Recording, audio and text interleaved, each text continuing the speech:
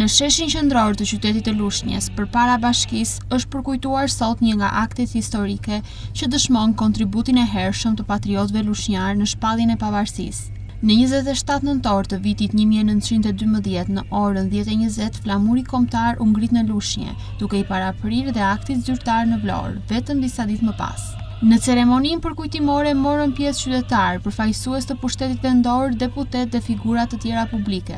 Aktiviteti u shoqërua me ngritjen simbolike të flamurit dhe vendosjen e buqetave me lule, pranë memorialit të pavarësisë. Më 27 nëntor të vitit 1912, qytetarët dhe patriotët e Lushnjës ngritën flamurin dhe shpallën pavarësinë, duke e treguar më vetësinë e tyre.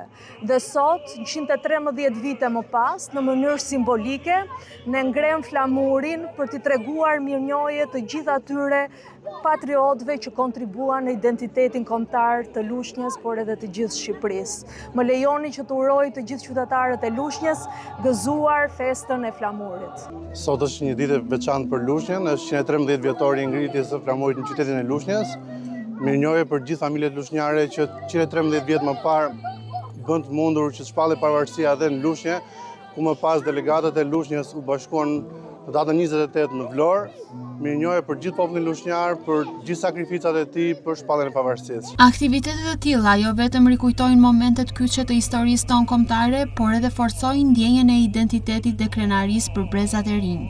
Lushnja, me flamurin e saj të ngritur para shpalljes zyrtare të pavarësisë, mbetet një dëshmi e gjallë e përkushtimit patriotik që parapriu lirisë së kombit.